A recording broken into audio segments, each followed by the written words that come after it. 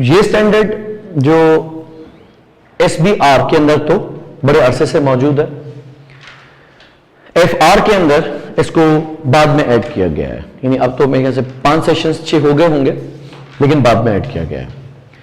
Standard है basically IAS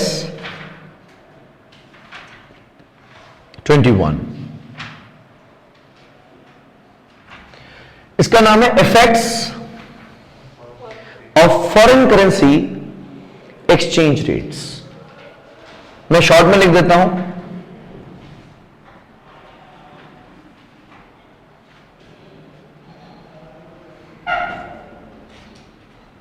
foreign currency rates. Foreign currency है किस बला का नाम, वो तो हम अच्छे से समझ सकते हैं कि करेंसी जो दुनिया में स्टार्ट हुई थी कि कोई बंदा अगर गुड्स या सर्विसेज बेचे तो किसके अगेंस्ट बेचेगा। कोशिश ये होनी थी कि कोई ऐसी चीज जो कोई बंदा हाथ से ना बना सके।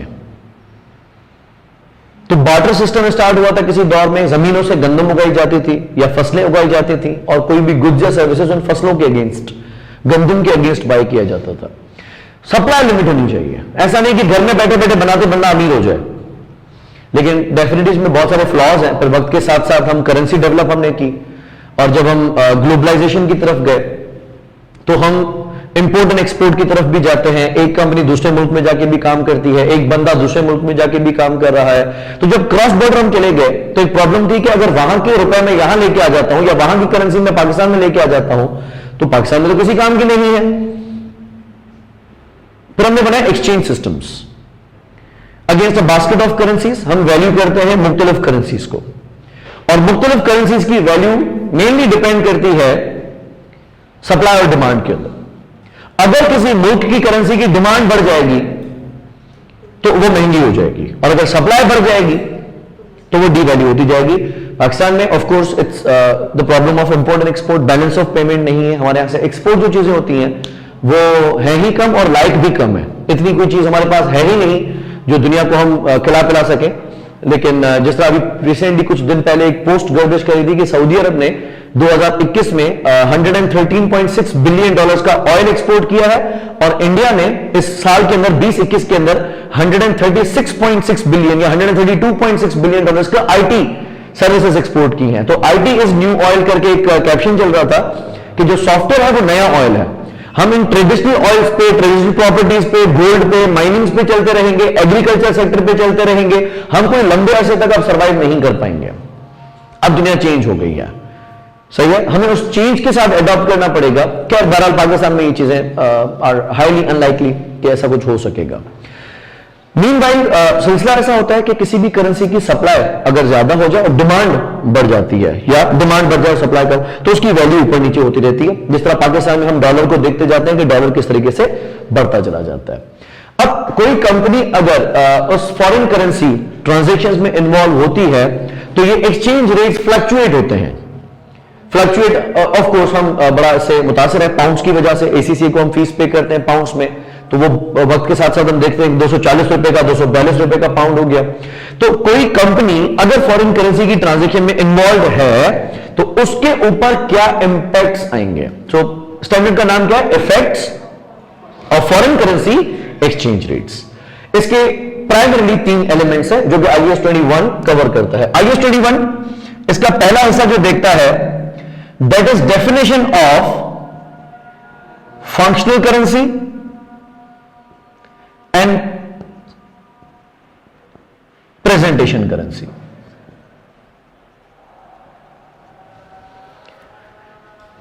अगर कोई एंटिटी इंडिपेंडेंट है, उसका जो पेरेंट है वो किसी और मुल्क में हो बेशक, लेकिन वो सब्सिडरी किसी और मुल्क में काम करती है, पहले ये देखना है कि क्या वो इंडिपेंडेंट है या एक ब्रांच है।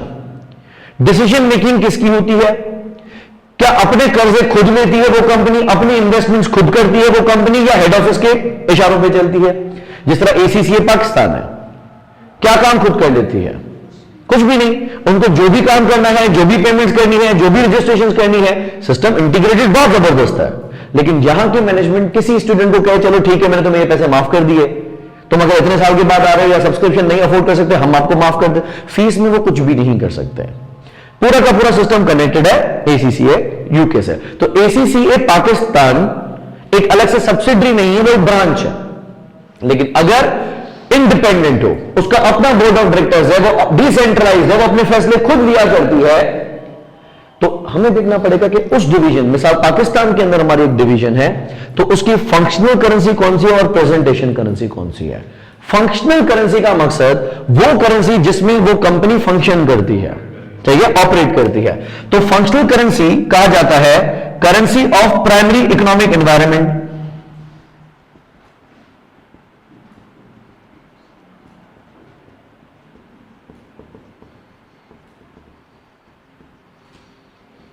मिसाल पाकिस्तान में काम करने वाली कोई भी कंपनी मेजॉरिटी ऑफ ट्रांजैक्शन किस करेंसी में करेगी? मेजॉरिटी ऑफ ट्रांजैक्शन से मकसद है सेल्स रेवेन्यू कमाना, सेलिंग प्राइसेस का तयन करना, स्टाफ की सैलरीज तय करना, अपनी यूटिलिटीज पे करना, सप्लायर को पेमेंट्स करना, सही है। Majority of inflows and outflows जिस करेंसी में होते हैं उस करेंसी को हम कहते हैं फंक्शनल करेंसी। IAS 21 ने इस हवाले से बताया है कि उस मुल्क में जो रेगुलेटर है वो जिस कीमत में कीमतों का तयन करता है, मिसाल पाकिस्तान में पेट्रोल की कीमतें कौन सी करेंसी में फिक्स की जाती हैं? रुपीस में। और जो ऑयल रिफाइनिंग कंपनी है, जो ऑयल मार्केटिंग कंपनी है, उसने तो रुपीस के अंदर ही पेट्रोल बेचना है। फिर गैस के रेट्स हैं या सब्जियों के रेट्स हैं, गवर्नमेंट किस करेंसी में करती है, हमें उसी करेंसी को फंक्शनल करेंसी मानना है। या जिस करेंसी में मेजॉरिटी ऑफ खर्चे करते हैं हम, सप्लायर्स को पेमेंट करना, एम्प्लॉयज को सैलरी पे करना, अपनी यूटिलिटीज पे करना या ऑपरेटिंग एक्सपेंसेस पे करना, उस करेंसी को हम अपनी फंक्शनल करेंसी कहते हैं। अगर इससे तय नहीं हो पा रहा, मिसाल एक कंपनी एक्सपोर्ट ज्यादा करती है, सॉरी इंपोर्ट ज्यादा करती है और लोकली बेचती है, तो हम बोलेंगे खर्चे तो ज्यादातर डॉलर्स में है और इनकम ज्यादा रुपीज में है, ऐसा मिक्सचर हो सकता है। फिर देखा जाएगा कि कंपनी अगर लोन ले या फंड रेस करे तो वो कौन सी करेंसी में रेस कर सकती है। तो पाकिस्तान में अगर बॉन्ड इश्यू किए जाएंगे, अगर शेयर इश्यू किए जाएंगे, वो भी रुपीज में किए जा सकता है। इससे हमें पता चलेगा कि किसी कंपनी की फंक्शनल करेंसी कौन सी है। दूसरी होती है प्रेजेंटेशन करेंसी। प्रेजेंटेशन करेंसी मतलब करेक्ट,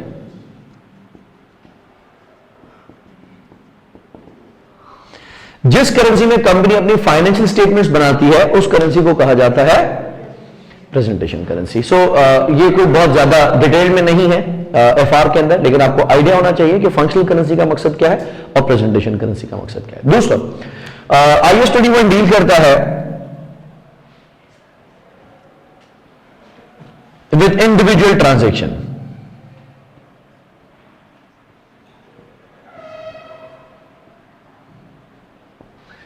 सही, कंपनी हमारी पाकिस्तान में ही है, लेकिन हम फॉरेन करेंसी में कुछ गुड्स बेचते हैं, एक्सपोर्ट करते हैं।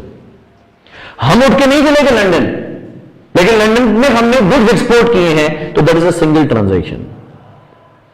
और अगर क्रेडिट पे बेचे हैं तो हमारे पास फॉरेन रिसीवेबल होगा। अगर हमने दुबई के किसी सप्लायर से माल इंपोर्ट किया है और उसको हमने पेमेंट करनी है दिरहम्स के अंदर, इंडिविजुअल ट्रांजैक्शन। कोई प्रॉपर्टी हमने दूसरे मुल्क में खरीदी हुई है, कोई प्लांट हमने दूसरे मुल्क में लगाया हुआ है, कोई मशीन हमने इंपोर्ट करवाई है, कोई गाड़ी हमने इंपोर्ट करवाई है, ये एक इंडिविजुअल, एक सिंगल ट्रांजैक्शन है। सिंगल ट्रांजैक्शन की अकाउंटिंग ट्रीटमेंट क्या की जाएगी, ये IAS 21 वाज़ेह करता है। तीसरा IAS 21 बात करता है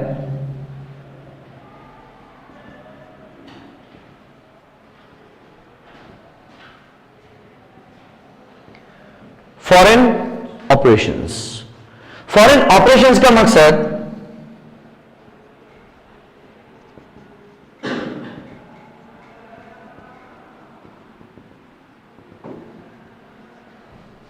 फॉरेन सब्सिडरी। हम लेट्स से USA के अंदर मौजूद है और हमारी करेंसी डॉलर्स है, लेकिन we have got a subsidiary जो कि जापान के अंदर है, जो लेट्स से ईरान के अंदर है, जो दुबई के अंदर है, जो सऊदी के अंदर है। वो सब्सिडरी अपनी स्टेटमेंट्स रियाल में बनाती है।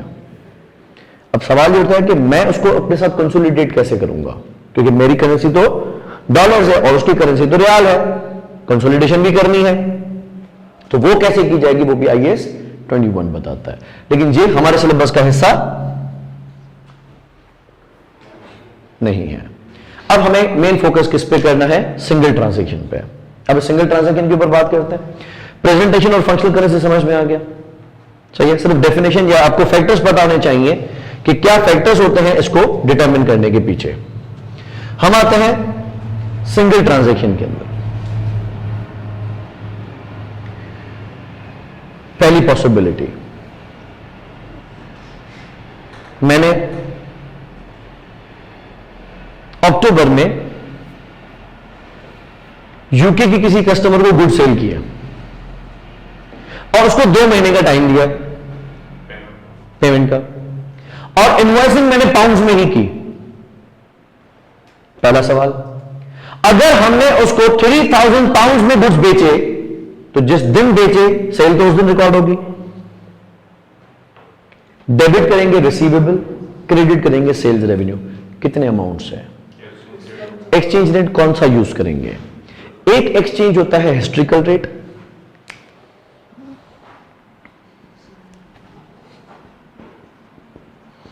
यानी जिस दिन ट्रांजैक्शन की गई थी वो rate.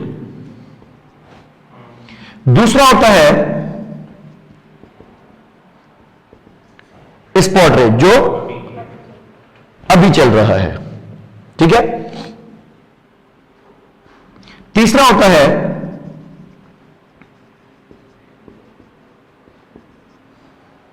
Average rate.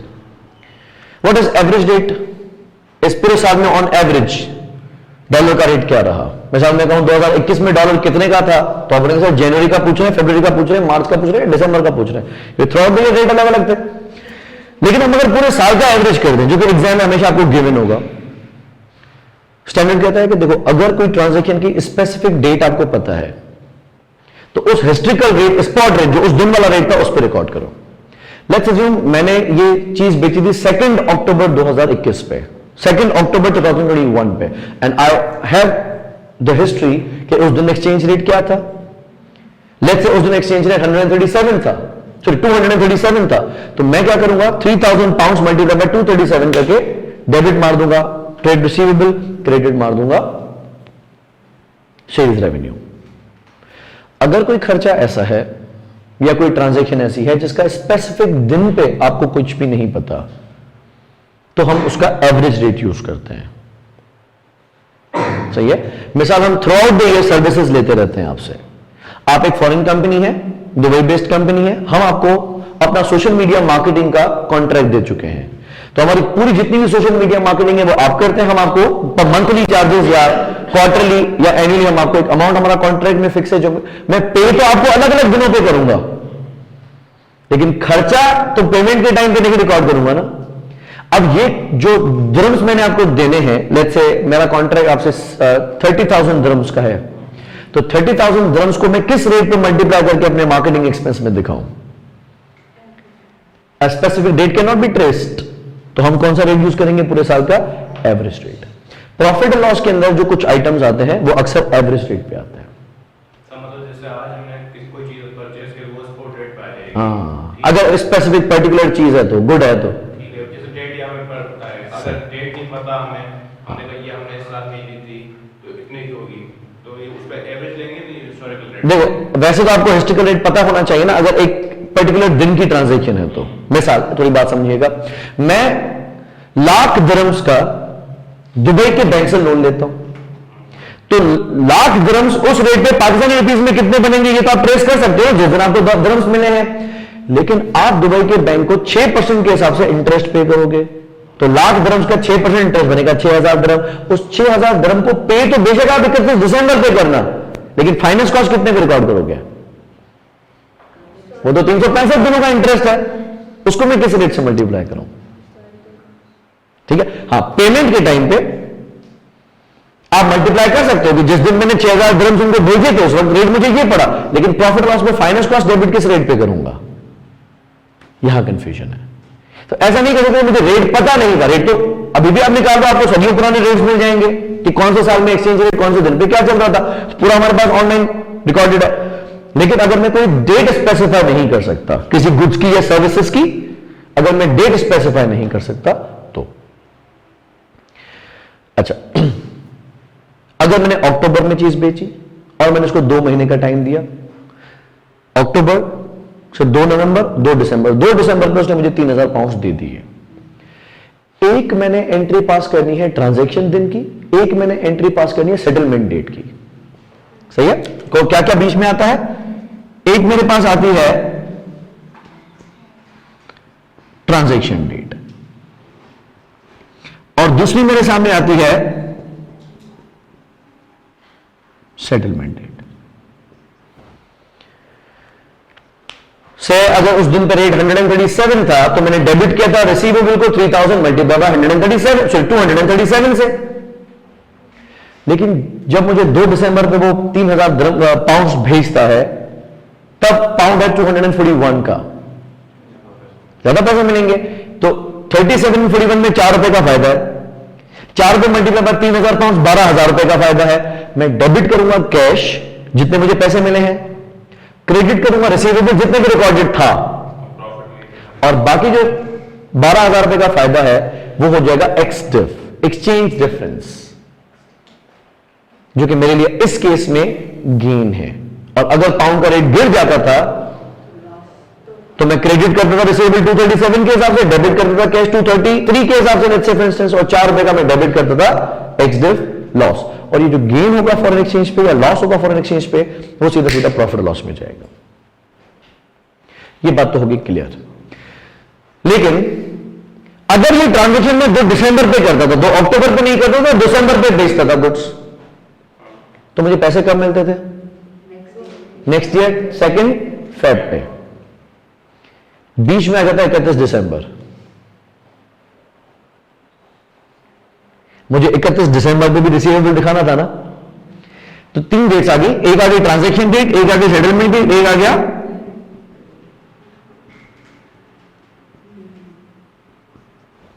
Closing date.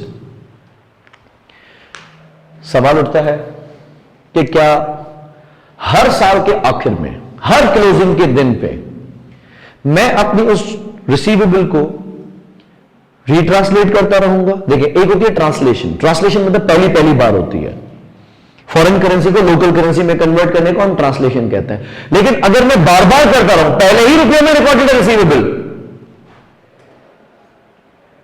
तो मैंने 3000 मल्टीप्लाई बाय 237 के हिसाब से रिसीवेबल रिकॉर्ड किया हुआ है। 28 दिन 29 दिन गुजरने के बाद 31 दिसंबर आ जाता है और रेट चल रहा है 245 का। अभी मुझे पैसे नहीं मिले, अभी सेटलमेंट नहीं हुई है। सवाल उठता है कि क्या मैं इसको 245 पे रीट्रांसलेट करूं या रहने दूं? सही है? अच्छा, अब आइए स्टडी 1 से पूछते हैं। आप लोगों का मशवरा है कि हां, इसको रीट्रांसलेट करना चाहिए। दूसरी मिसाल ले लेते हैं कि अगर मैंने एक मशीन खरीदी है, एक जनरेटर खरीदा है, एक गाड़ी खरीदी है चाइना से या जापान से या कहीं से इंपोर्ट करवाई है, तो जिस दिन मुझे उस गाड़ी की डिलीवरी मिलती है, जब वो एसेट के रिस्क एंड रिवॉर्ड मेरे पास आता है, मैं उसको डेबिट कर देता हूं, प्रॉपर्टी प्लांट एंड इक्विपमेंट में क्रेडिट कर देता हूं। अगर पेएबल है तो पेएबल, अगर पैसे नहीं दिए तो पेएबल। वो मशीन मैंने अगर खरीदी है, लेट्स अज्यूम 50,000 रियाल की, सऊदी से मंगवाई है। जिस दिन मैंने खरीदी उस दिन रियाल 40 रुपए का था, तो मैंने 50,000 मल्टीप्लाई बाय 40, 20 लाख रुपए मशीन रिकॉर्ड कर ली। कुछ अरसा चलने के बाद, और मशीन तो मैं यूज करूंगा 6 महीने चलने के बाद, 8 महीने चलने के बाद, डेप्रिशिएट तो करना था, लेकिन ये रेंट आ गया और आना ही था। रिसीवेबल तो नहीं है कि डिलीट छुपा देंगे, मशीन है, इधर रहेगी सालों तक, ये रेंट आ गया। क्या ये रेंट पे, और उस वक्त लेट से रियाल हो जाता है 50 रुपए का, मैंने रिकॉर्ड की है, सही है, 50,000 रियाल मल्टीप्लाई बाय 40 रुपए का रियाल, अब रियाल हो गया 50 रुपए का, जिसके हिसाब से मशीन तो 25 लाख की हो गई है। करेक्ट। क्या मैं इसको चेंज करूं या ना करूं? IAS 21 अब इस पे, इसके वाले से क्या कहता है? अगर कोई सिंगल ट्रांजैक्शन है तो आपने देखना है कि क्या वो जो स्टेटमेंट के अंदर रिकॉर्डेड चीज है वो मॉनेटरी है या नॉन मॉनेटरी है। मॉनेटरी का मकसद क्या होता है? डिटर्मिनेबल करेंसी यूनिट्स, एक फिक्स्ड करेंसी यूनिट्स, मुझे इतने पाउंड्स, इतने दिरहम्स, इतने दिनार्स मिलने हैं या देने हैं, वो रुपीज में फिक्स है। लेकिन अगर कोई ऐसा एसेट या लायबिलिटी है जो फिक्स्ड करेंसी यूनिट्स के अंदर डिटरमिन नहीं है, वो बढ़ भी सकती है, वो गिर भी सकती है। तो मॉनेटरी एसेट्स में यूजुअली हम रखते हैं रिसीवेबल को, पेएबल को, जो फाइनेंशियल एसेट्स की तरह होते हैं। बॉन्ड्स है, लोन लिया है, वो हो जाते हैं मॉनेटरी। और अगर कोई इन्वेंट्री खरीदी है, कोई मशीन खरीदी है, कोई प्लांट है, कोई इंटेंजिबल एसेट है, उसको हम कहते हैं नॉन मॉनेटरी है। IAS 21 से जब बात की गई तो उसने कहा कि आपको देखना है कि वो जो ट्रांजैक्शन आपके पास रिकॉर्डेड है, अगर कि वो मॉनेटरी है, तो हिस्ट्रिकल रेट पे तो ट्रांसलेट होनी ही है। आप अपनी स्टेटमेंट्स में कभी भी फॉरेन करेंसी में डबल एंट्री तो नहीं पास कर सकते। मसला ये उलझा हुआ है कि क्या ईयर एंड पे उसको रीट्रांसलेट करूं या ना करूं। सेटलमेंट पे तो नेचुरली होगी, अगर सेटलमेंट है तो मशीन तो मैंने बेचनी नहीं है, लेकिन जो उसका पेएबल है वो मैंने सर्टेन टाइम के बाद क्लियर करना है। सवाल उठता है कि ईयर एंड पे उसको मैं रीट्रांसलेट, यानी रुपयों को पहले पाउंड्स में भेजूं, फिर पाउंड्स को रुपीज में लेके आऊं या छोड़ दूं। उसने कहा कि अगर ये मॉनेटरी है, मसलन हमने लिया तो अगर हमें फिक्स्ड करेंसी यूनिट्स देने या लेने हैं, पेएबल है, बॉन्ड्स है, बैंक लोन है, रिसीवेबल है, फॉरेन करेंसी का बैंक बैलेंस है, ठीक है, तो वो डिटरमिन्ड करेंसी यूनिट्स हैं। इसको आप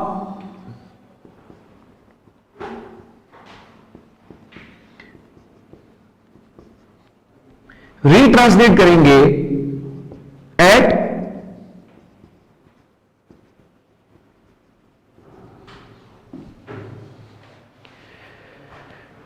ईच ईयर एंड। फिर जितने भी साल इसको देखने को मिले, अगर मैंने बैंक से लोन लिया हुआ है जो कि सऊदी का बैंक है, जो कि है तो रियाल का लोन, लाख रियाल लिए हुए हैं, लेकिन उन लाख रियाल को जब मैंने लिया था जब 40 रुपए का था, फिर साल ईयर एंड होने पे 42 रुपए का हो गया, फिर 45 का हो गया, फिर 50 का हो गया, जब तक मैं उस लोन को देके नहीं जान छुड़ाता, हर साल मैं उस लोन को क्या करता रहूंगा, रीट्रांसलेट करता रहूंगा।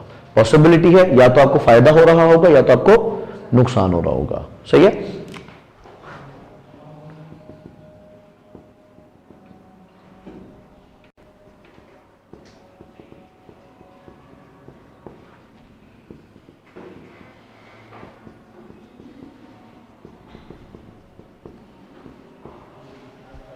और उस पर जो गेन एंड लॉस होगा, एक्सचेंज गेन या एक्सचेंज लॉस, वो सीधा सीधा प्रॉफिट लॉस में जाएगा।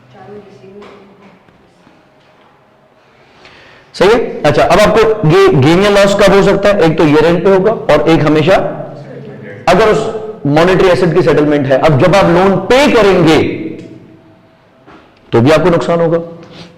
इंटरेस्ट को मैंने अक्रू किया 6000 riyal multiplied by average rate, debit कर दिया फाइनेंस कॉस्ट के अंदर और क्रेडिट कर दिया अक्रूड इंटरेस्ट, यानी इंटरेस्ट पेएबल, ये तो मैंने रिकॉर्ड किया। और जब मैं इंटरेस्ट वाकई में भेजूंगा, लेट्स से मैं महीने भर बाद या 15 दिन बाद वो इंटरेस्ट उसको अकाउंट में भेजूंगा, तो उस वक्त जो रेट मुझे चार्ज होगा वो अलग होगा। तो मैं अक्रूड इंटरेस्ट को डेबिट करूंगा और कैश और बैंक को क्रेडिट करूंगा, वहां पे मुझे दोबारा लॉस या गेन हो सकता है। सेटलमेंट पे भी गेन या लॉस होगा और ईयर एंड पे भी गेन या लॉस होगा। अच्छा, अगर मॉनेटरी है तो हम क्या करते जाएंगे, हर ईयर एंड पे इसको रीट्रांसलेट करते जाएंगे। अगर कि वो नॉन मॉनेटरी ट्रांजैक्शन है,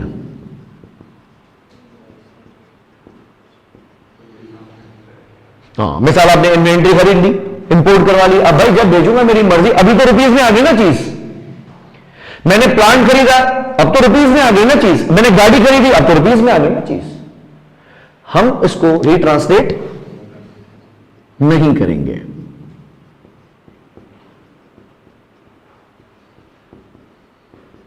कब तक? नंबर 1, अनलेस रिवैल्यूड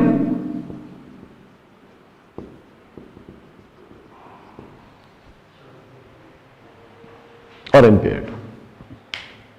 मिसाल, अगर उसकी मार्केट वैल्यू पता ही उस करेंसी में चलती है, अगर गाड़ी पाकिस्तान में आने के बाद पाकिस्तान करेंसी में भी पता चल जाए कि भाई डीजल कितने की है या एक्वा कितने की है तो जैपनीज गाड़ी, लेकिन अब तो पाकिस्तान में आ गया ना, पाकिस्तान में इसकी वैल्यू पता है, तो उसको रीट्रांसलेट करने की जरूरत नहीं है। लेकिन अगर मेरी प्रॉपर्टी है ही जापान के अंदर, हमारी बैंक में एक ब्रांच खोली हुई है, let's say for instance USA के अंदर, तो वो तो प्रॉपर्टी ही यूएसए के अंदर है, जिस तरह पीआईए की प्रॉपर्टीज है वो तो है ही यूएसए के अंदर।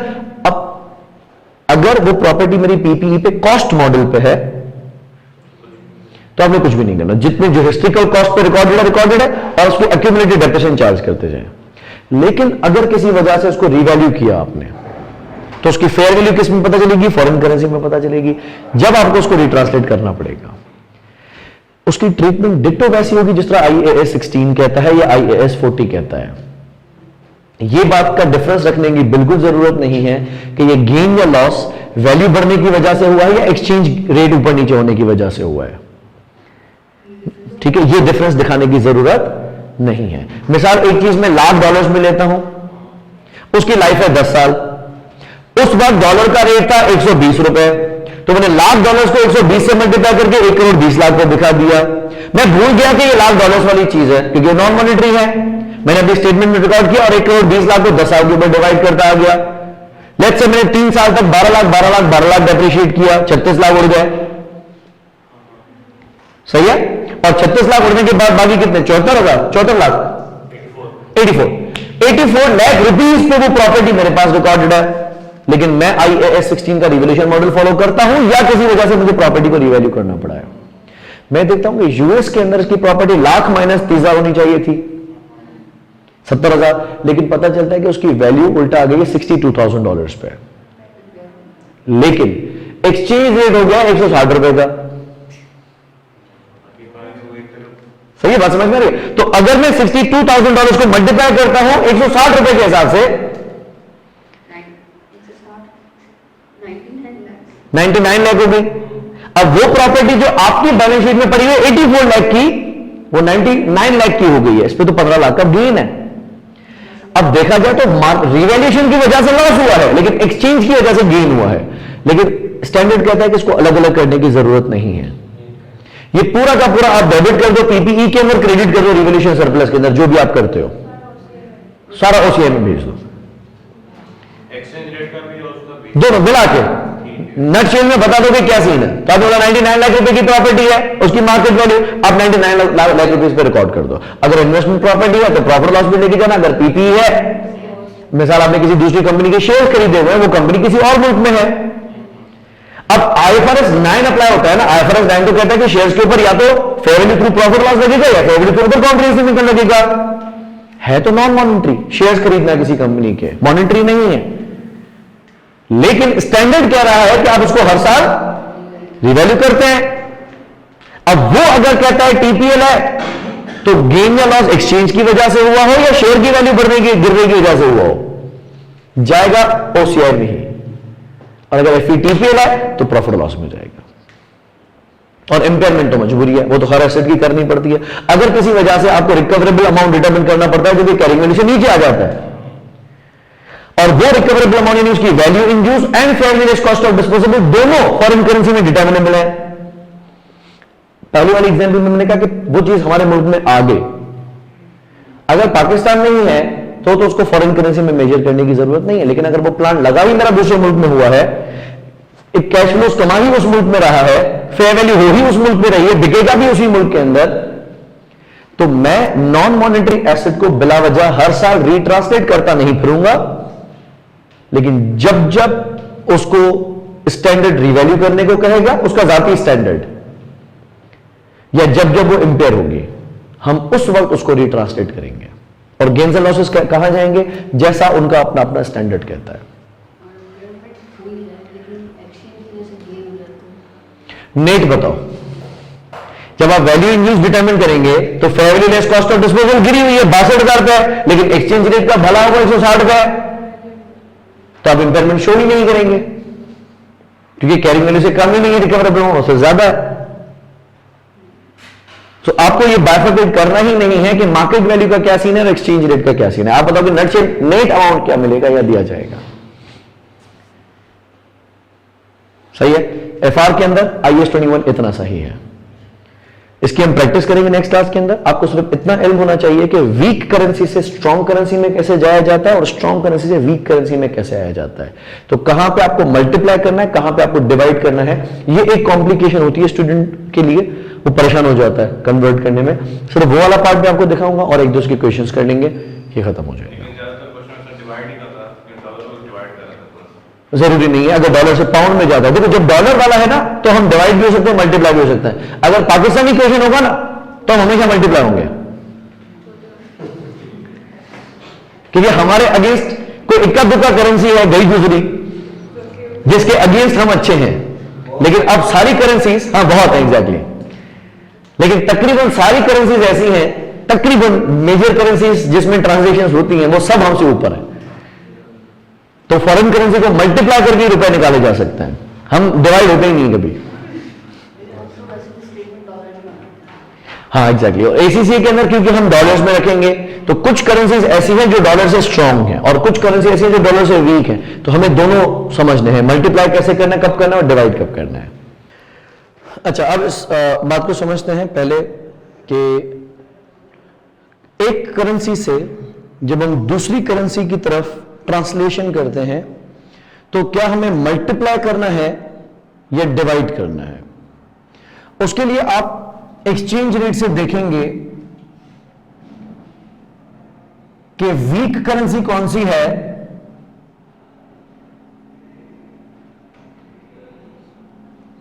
और स्ट्रॉन्ग करेंसी कौन सी है।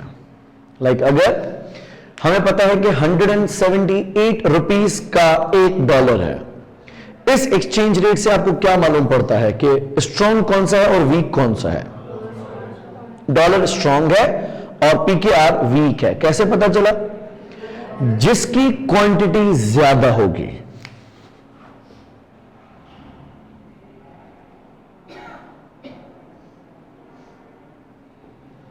और स्ट्रॉन्ग का कैसे पता चलेगा? जिसकी एक्सचेंज रेट के अंदर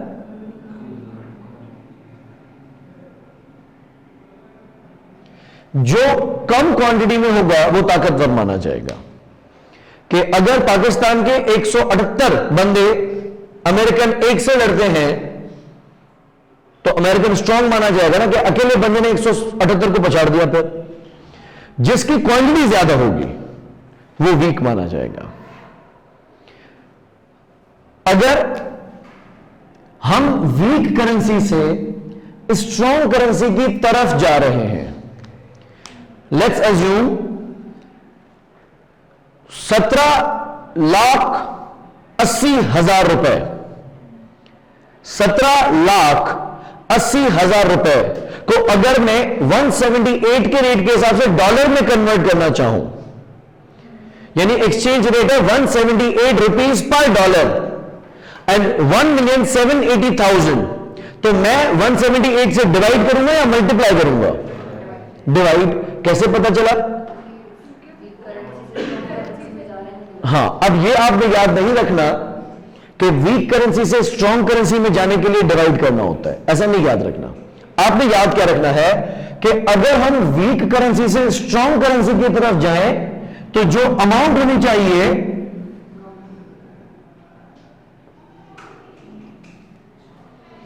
वो श्रिंक होनी चाहिए, कम होनी चाहिए। तो डॉलर्स का जवाब 17,80,000 से कम आना चाहिए, ज्यादा नहीं आना चाहिए। अब आप खुद हल निकालो कि कम कैसे किया जाता है। वैसे जनरल मैथ्स का उसूल कहता है कि तकसीम से चीजें कम होती हैं, ठीक है। मैं अभी भी ये नहीं कह रहा कि तकसीम करना, डिवाइड करना, मैं ऐसा नहीं बोल रहा, लेकिन आपकी एक अंडरस्टैंडिंग बिल्कुल मुनासिब है कि जब डिवाइड करेंगे तो ही तो क्वांटिटी कम होगी। और अगर आप स्ट्रॉन्ग करेंसी को वीक करेंसी में कन्वर्ट कर रहे हैं, डॉलर्स को रुपीस में कन्वर्ट करेंगे,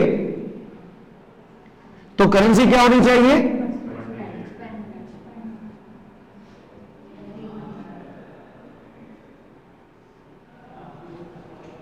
एक्सपेंड होनी चाहिए। से मैं आपको रेट भी बताता हूं,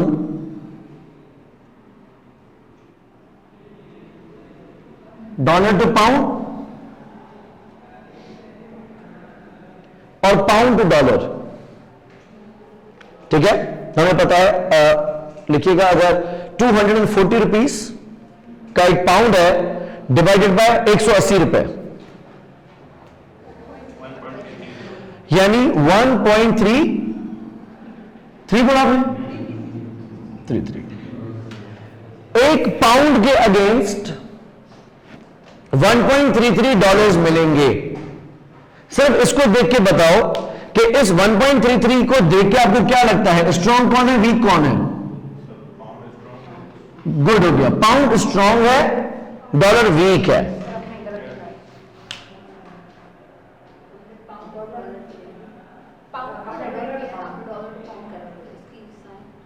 इसका मकसद है 1.33 डॉलर्स एक पाउंड के बराबर है। सही है? कंफ्यूजन पूछ सकते हो बार बार, फिगर की जरूरत नहीं है। हमने किया है 240 रुपीस डिवाइडेड बाय 180 रुपीस। सही है? पाउंड्स को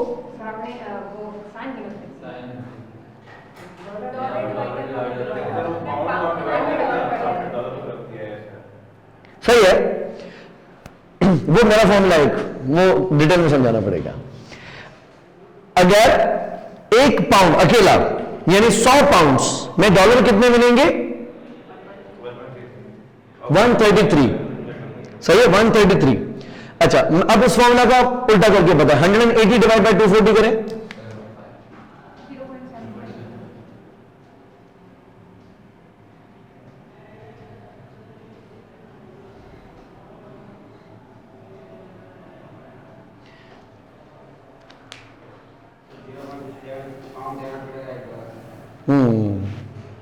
ध्यान दीजिएगा, यहां पे एक अकेला पाउंड 1.33 डॉलर्स का मुकाबला कर रहा है। क्वांटिटी में ज्यादा कौन है? डॉलर, और पाउंड अकेला है। इस करेंसी को देख के आप बताएं कि वीक कौन है, स्ट्रॉन्ग कौन है? पाउंड स्ट्रॉन्ग है।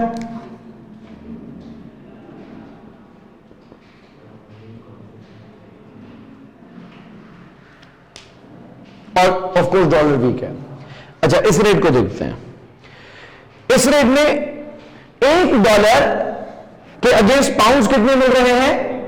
0.75। यहां पे कौन वीक है?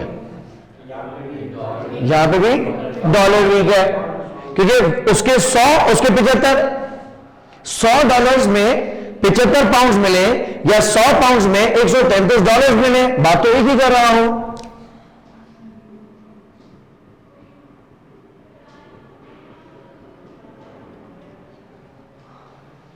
अब मैं आपको मल्टीप्लाई और डिवाइड वाले कॉन्सेप्ट से क्यों दूर कर रहा हूं? अगर अमाउंट हो 38,000 पाउंड्स का और इसको मुझे कन्वर्ट करना है इनटू डॉलर्स, पहले रेट पे आते हैं। 38,000 पाउंड्स हैं, जो कि कौन सी करेंसी है? Strong currency. यहां से अगर आप डॉलर की तरफ जाओगे तो क्वांटिटी क्या होनी चाहिए? सही है, एक्सपेंड होनी चाहिए। और हमारे कॉमन सेंस क्या कहता है कि अगर चीज को एक्सपेंड करना है तो मल्टीप्लाई करो। मैं इसको मल्टीप्लाई करता हूं 1.33 डॉलर्स पर पाउंड से। मेरा कॉन्सेप्ट ये कहता है कि पाउंड पाउंड में कैंसिल हो जाएगा, बाकी रह जाएंगे डॉलर्स। कितने डॉलर्स बनेंगे? 50,540। ओके, ये आपने मुझे करके दे दिया इस रेट के हिसाब से। अब उस रेट पे आते हैं। कहानी सेम है। मुझे 38,000 पाउंड्स को कन्वर्ट करना है डॉलर्स के अंदर, और रेट है 0.75। आपका कॉन्सेप्ट आपको क्या सिखाता है कि अगर हम वीक स्ट्रॉन्ग करेंसी से वीक की तरफ आ रहे हैं तो मल्टीप्लाई करना। मैं कह रहा हूं मल्टीप्लाई नहीं करो, एक्सपेंड करो। फिर डिवाइड करने से हो या मल्टीप्लाई करने से हो, मेरा सरोकार एक्सपेंड करने से है, सिंबल से नहीं है। अभी भी मल्टीप्लाई करो 0.75 को, अब अगर मैं 0.75 से मल्टीप्लाई करूंगा तो ये उल्टा श्रिंक हो जाएगा। अब मेरा काम कौन कर रहा है? डिवाइड करना।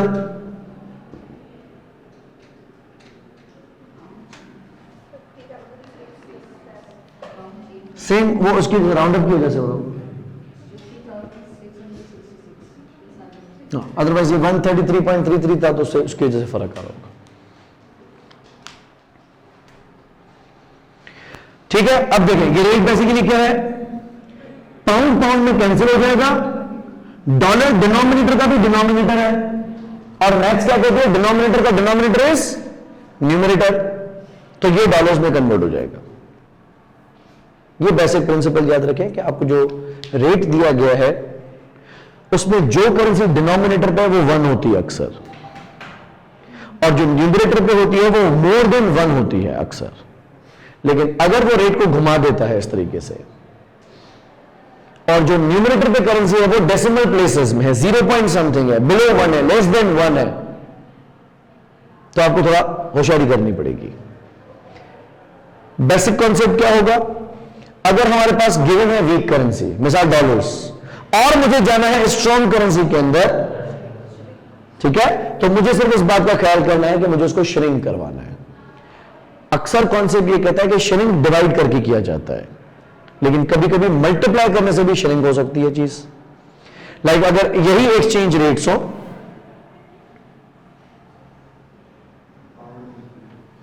और मुझे गिवन हो डॉलर्स, अब के बाद मुझे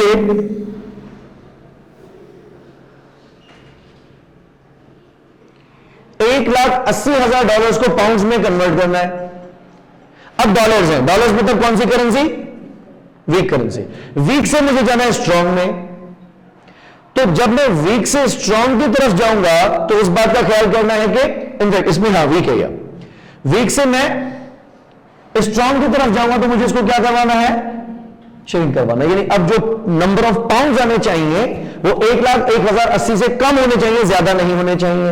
यहां पे मेरा श्रिंक करने का काम कौन करेगा, पहला रेट 1.33 डॉलर्स पर पाउंड, तो डॉलर डॉलर में हो जाएगा कैंसिल, पाउंड डिनोमिनेटर का डिनोमिनेटर न्यूमरेटर, कितने पाउंड बनेंगे ये,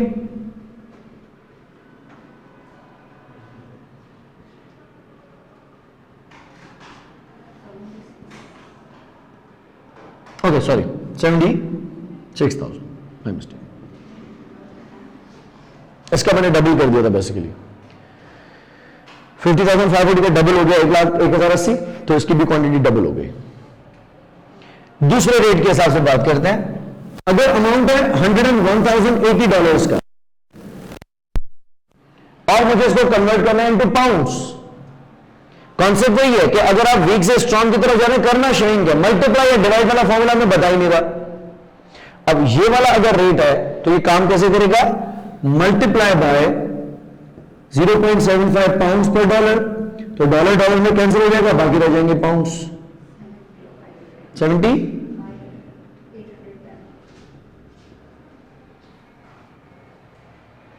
इजी अबाउट दैट कॉन्सेप्ट। अच्छा, अब इस पे आते हैं। हमारी कंपनी ने 60,000 यूरोस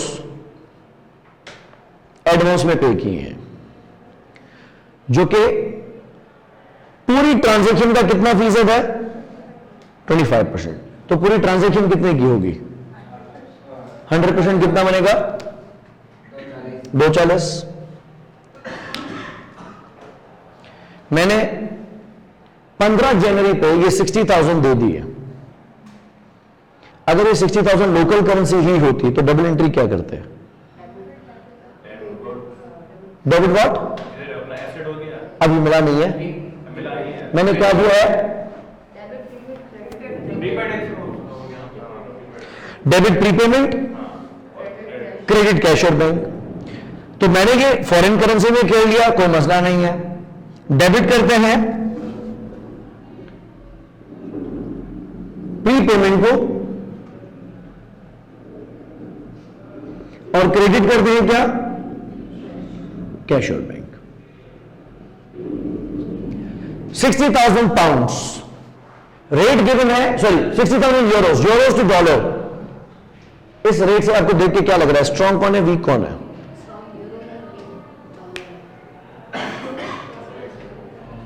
इस करेंसी में बोल रहा हूं, प्रैक्टिकली नहीं बोल रहा। इसमें स्ट्रॉन्ग कौन है, वीक कौन है? डॉलर यूरो 1 होता है, यानी 1.228 यूरोस पर डॉलर। मैंने ऐसे लिखा ना रेट। इस करेंसी में देखो, वैसे ना बताओ, वीक है।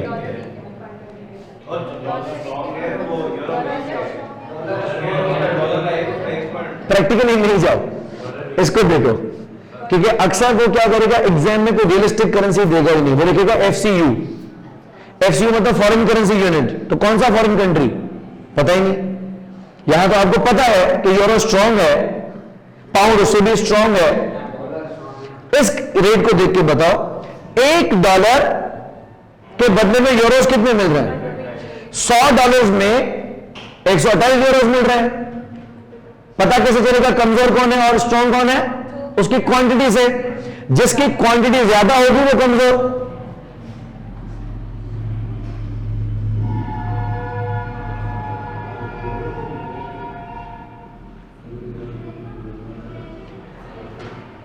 अच्छा, अब देखते हैं कि मल्टीप्लाई करना है या डिवाइड करना है। ये है वीक, हमें जाना है स्ट्रांग की तरफ। क्या करेंगे?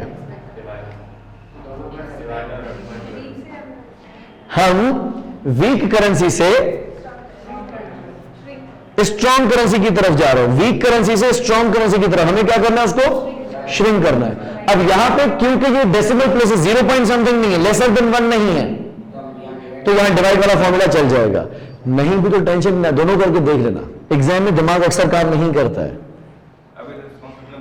सही है, ये कॉन्सेप्ट घूमेगा। आप भले दोनों करके देख लेना, जिससे श्रिंक और एक्सपेंड करने वाला मकसद हासिल हो, आप उस पर चिपक जाना। सही है, मेहनत से डरना नहीं है, गलती से डरना है। हम चले गए अब 60,000 यूरोज हैं।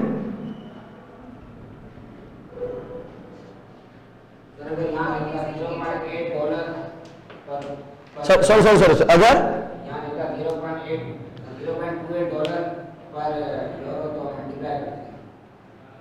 $0.28, हाँ, दूसरा तरीका सीख लो मल्टीप्लाई डिवाइड का। ध्यान देना, 60,000, ध्यान देना, देखो, अगर मैं करता हूं मल्टीप्लाई बाय 1.28 पर डॉलर, तो मैथ समझो, ये euro into euro, euro square हो जाएगा।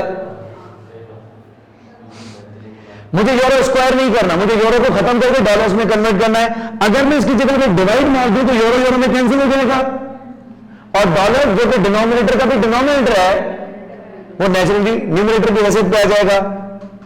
तो यहां पे डॉलर मेरा डिवाइड मेरा काम कर रहा है। कितना अमाउंट बना? 40।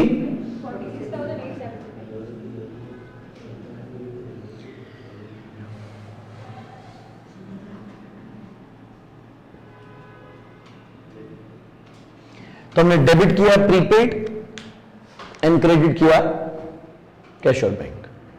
सवाल, प्रीपेड मॉनेटरी एसेट है या नॉन मॉनेटरी एसेट है? पैसे तो नहीं मिल रहे ना, फाइनेंशियल एसेट भी नहीं बोलते ना इसको, हालांकि है एक के लिए एसेट, एक के लिए लायबिलिटी, लेकिन क्योंकि this is not suppose to be settled in cash और into another financial asset of another company, तो दिस इज नॉन मॉनेटरी। अब होता क्या है, ध्यान दीजिएगा, मुझे गुड्स कब मिलते हैं? 31 जनवरी पे। गुड्स की मालियत कितनी होगी?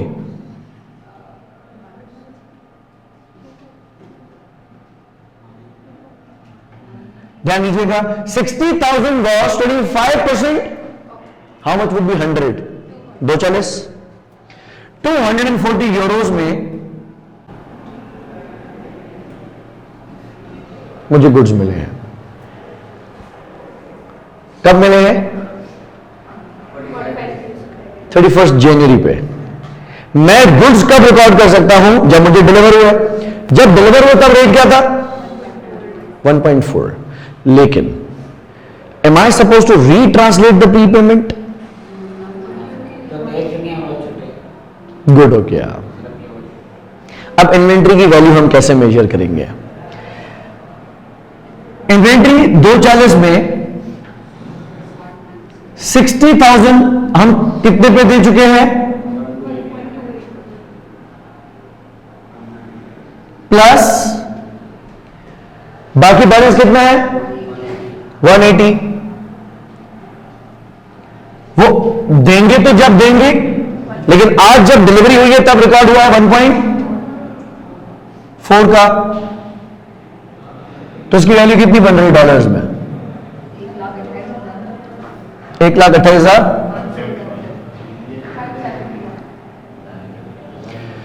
ध्यान दीजिएगा, मैं 31 ये मैंने एंट्री पास की थी 5th जैन पे, 15th जैन पे। अब मैं पास कर रहा हूं entry on 31st Jain. Debit करेंगे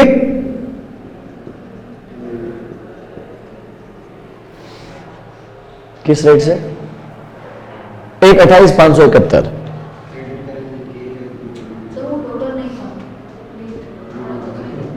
अच्छा, तो इसको 46,000 मिला दो ना। और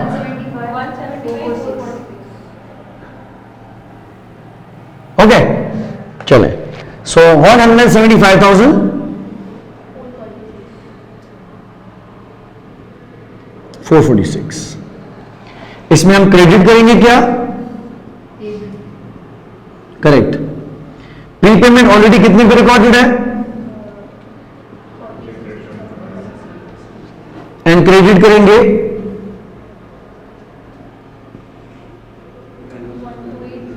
जो आपने पहले मुझे बताया था 1।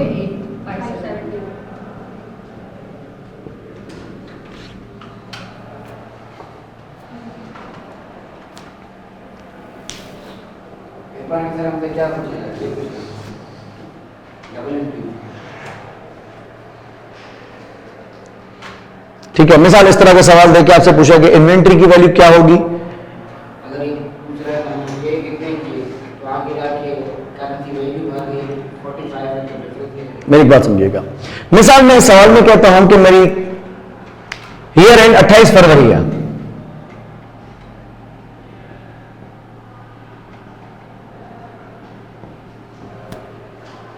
ठीक है, और मैं आपको 28 फेब का रेट भी दे देता हूं।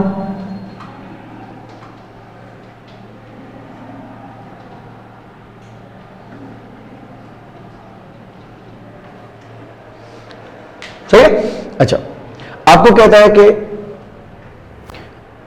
ईयर एंड तक कंपनी इन्वेंट्री को बेच नहीं सकी है। बताओ कि 28 फरवरी क्लोजिंग पे इन्वेंट्री की वैल्यू क्या होगी और पेएबल की वैल्यू क्या होगी?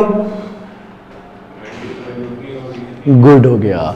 इन्वेंट्री की वैल्यू तो उतनी ही होगी जितने पे खरीदा गया था, because inventory is a non monetary asset and this is not suppose to be retranslated until and unless it is revalued और इम्पेयर्ड। तो उसको तो भूल जाओ, बाकी आपके पेएबल की बात करते हैं। पेएबल आपने रिकॉर्ड किया हुआ है कितने पाउंड्स का? 180 पाउंड्स का, जो कि आपने 1.4 के हिसाब से रिकॉर्ड किया था, लेकिन अब क्लोजिंग पे रेट आ गया 1.3। आप 1.3 के हिसाब से रीट्रांसलेट करेंगे? यस, क्योंकि payable is what? Is monetary item. ये रहा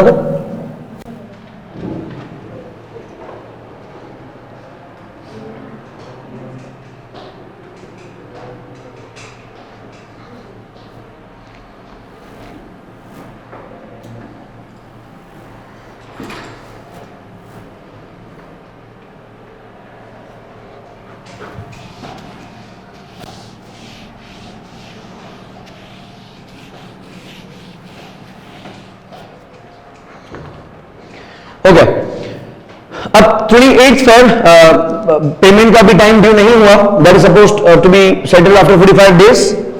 तो 28 फेब पे मैं क्लोजिंग कर रहा हूं। इन्वेंट्री को तो हम कुछ भी नहीं करेंगे, अगर आप बिकेगी तो कॉस्ट ऑफ सेल में जाएगी, उसका नसीब, लेकिन रेट ऊपर नीचे होने से इन्वेंट्री की सेल पे कोई फर्क नहीं पड़ेगा। डेबिट करेंगे या क्रेडिट करेंगे, देखते हैं कि हमारा पेएबल अब कितना होगा। पाउंड्स कितने, यूरोस कितने पेएबल है, रेट क्या है,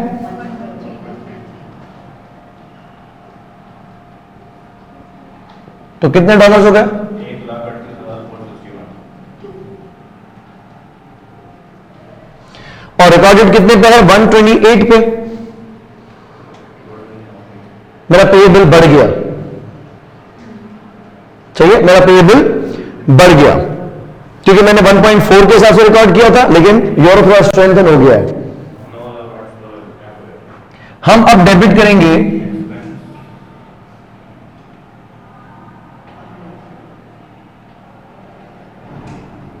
फॉरेन एक्सचेंज लॉस, कितने कहां पे, कितने से,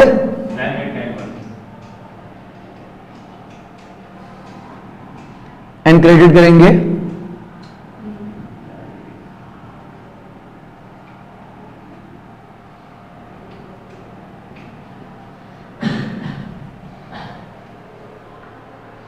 तो अगर आपसे एमसीक्यूज में उसने पूछ लिया कि value of inventory and payables बताएं इन डॉलर्स, तो आप उस हिसाब से बताएंगे।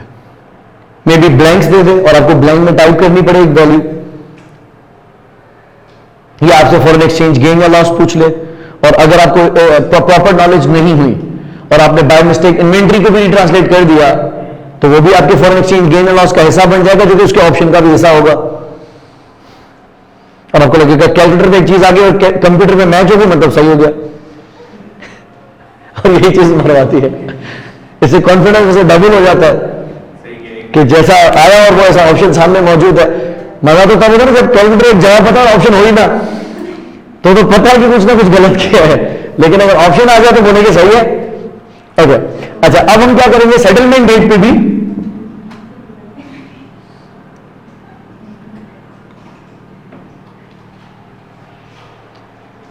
फाइनल ट्रांसलेशन होगी, और सेटलमेंट डेट पे मैंने अमाउंट बताया, रेट बताया 1.32 का, पैसे कितने देने, 180,000, और रेट क्या है 1.32, 1,36,364। अब हम डेबिट करेंगे ट्रेड पेएबल, वेलकम। अगर ईयर एंड बीच में ना आता था तो बस सेटलमेंट डेट की और ट्रांजैक्शन डेट की एक डिफरेंस आता प्रॉफिट लॉस के अंदर। अच्छा, अभी ट्रेड पेएबल हमारा खत्म कितने से होगा, 138,462। क्रेडिट कैश या बैंक 1,36,364, और आपके पास फायदा हो गया 2098।